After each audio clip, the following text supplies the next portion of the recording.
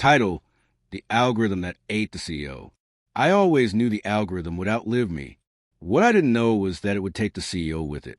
It started like all corporate tragedies, with coffee. Not the good kind. Not beans hand ground by some tattooed barista whispering poetry into the crema. No, this was corporate coffee. Bitter, burnt, dispensed from a machine that hissed like it was begging for retirement. The CEO, Leonard Hawthorne, Lenny to investors, sir, to his army of sycophants, handed me a cup one Friday morning. He had never poured his own coffee in his life. The man thought Starbucks was a logistics company. That was the moment I knew. I was screwed. He smiled the way CEOs do when they're about to stab you with an HR-approved blade. "Appreciate you stopping by, Ethan," he said, motioning to the glass table that probably cost more than my salary. The whole office gleamed with tech bro austerity. Exposed concrete, cold steel, motivational posters about disruption. I sipped the tar in my cup, nodded once. He launched into it like a man rehearsed. "We're streamlining our executive compensation ahead of the IPO. Some roles," he paused, letting his fake sincerity breathe, "won't be eligible for equity disbursement." Translation: he was cutting me out 2 weeks before the IPO, right when my stock options would have made me a multimillionaire. I didn't blink, didn't snarl, didn't throw the coffee in his smug face. I just smiled the way you smile when a magician pulls a rabbit out of a hat you already know is stuffed with fur. Because here's the thing about Lenny. He thought he ran the company. He didn't. I did. Not with a title. Not with a corner office. Not with some visionary LinkedIn post about synergy. I ran it with the algorithm, the predictive engine, the secret sauce. The reason investors drooled like Pavlov's dogs every time our quarterly deck lit up with hockey stick charts. And the dirty little truth, the algorithm wasn't theirs.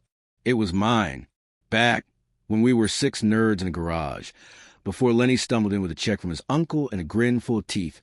I built it, line by line, night after night, my fingerprints buried in every weight, every model, every conditional. The others wrote code. Sure, but I built the skeleton. And like any good skeleton, it had a spine.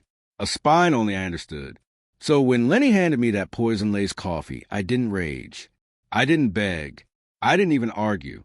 I just thought about a line of code buried in a forgotten module, the one nobody ever audited because they assumed I was just the algorithm guy.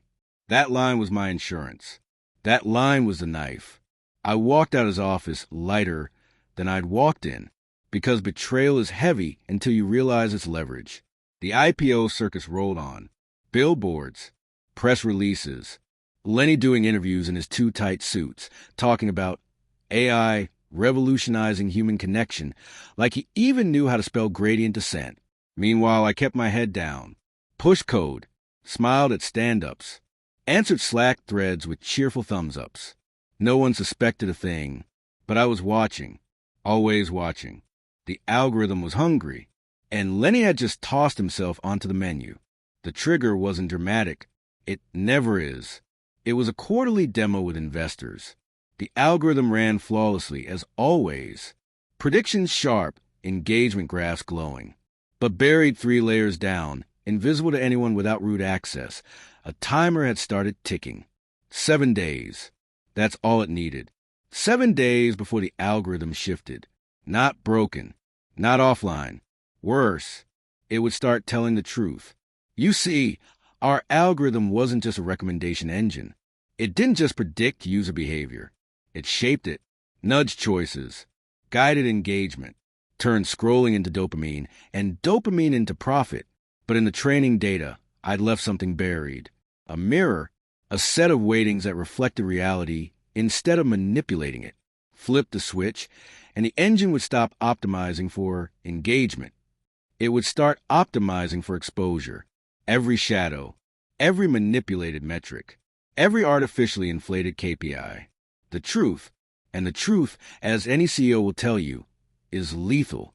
Day 1, the dashboard showed a slight dip in engagement. Nothing dramatic. Lenny waved it off. Day 2, the charts flattened. Growth stalled. Investors started whispering. Day 3, negative correlations appeared. Users disengaging. Sentiment collapsing. Day 4. Screenshots leaked. Analysts on Twitter posting. Wait, are these numbers real? Day 5. Media outlets picked it up. Tech darlings' engagement metrics under scrutiny. Day 6. The board called an emergency meeting. Lenny sweated through his designer shirt. Day 7. The algorithm delivered its coup de grace, a full transparency report. Every manipulated user stat, every shadow engagement, every advertiser overcharged. It didn't just expose a company. It exposed him. The fallout was biblical. Investors fled. Stock price nosedived before the IPO even opened. Regulators swooped in with subpoenas. Advertisers canceled contracts. Lenny tried to blame me, of course.